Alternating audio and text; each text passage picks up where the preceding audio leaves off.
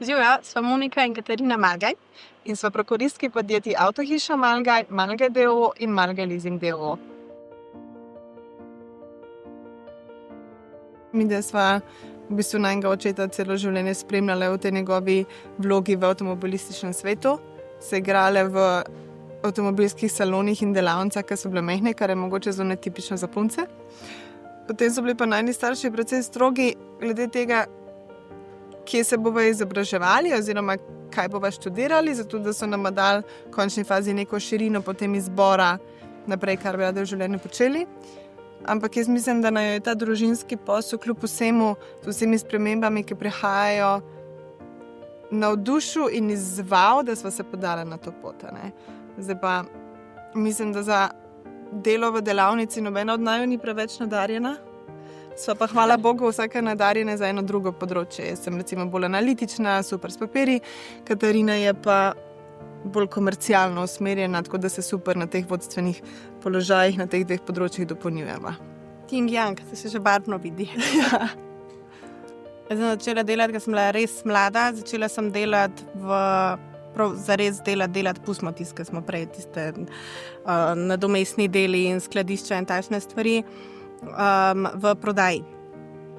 In zelo zanimivo je, ko pridejo sploh kakšni starejši moški v salon kupiti avto, ko jih sprejme mlada punca, je prva reakcija, ženska meni avto ne bo prodajala, in druga reakcija je pa, že sploh mlada ženska je prines mi kavo.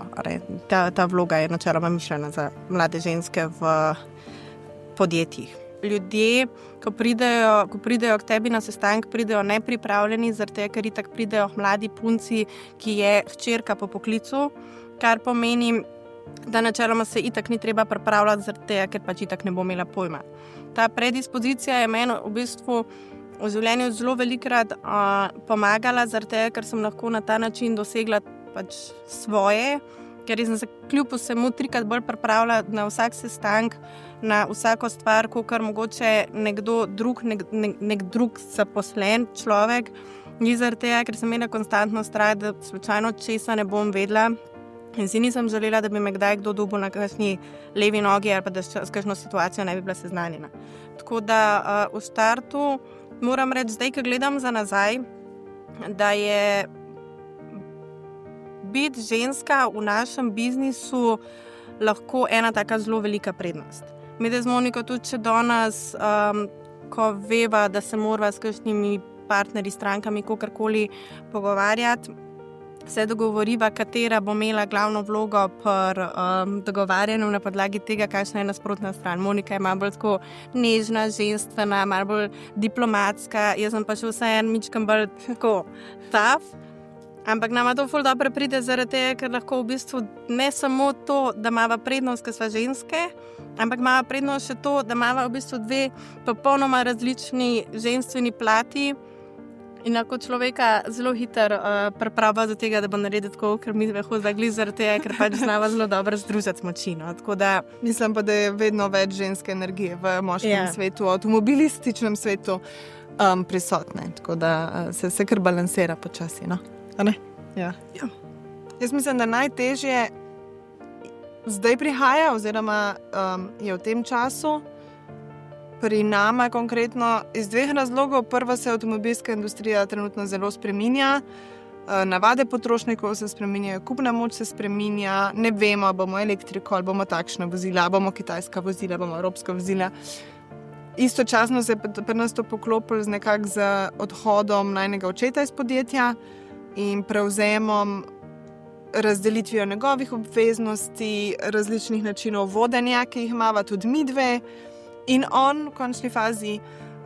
Tako da to je trenutno, bi rekla, sigurno, ko gledam za 10 let nazaj, največji izziv, kar smo jih imeli. Tako da je treba na novo strategijo postaviti in še strategijo vodenja in še mogoče ekipo malo spremeniti, ker vsak lahko deluje z določenimi.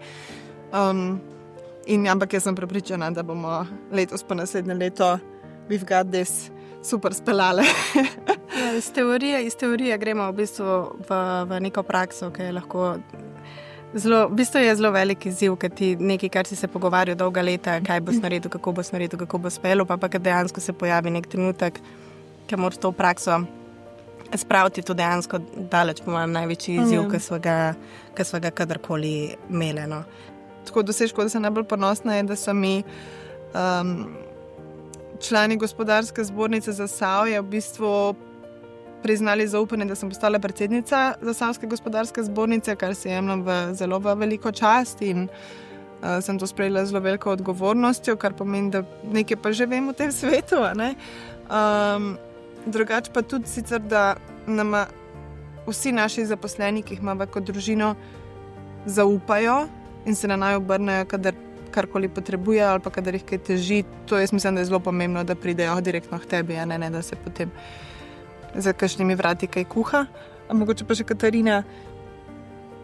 Jaz ful težko rečem tako eno samo stvar, zato ker sem na splošno v življenju človek, ki imam rada male zmage. Na vseh področjih? Na vseh področjih, ja, ni, da bi prav rekla, da ena stvar je pa, ki bi prav rekla, that's it.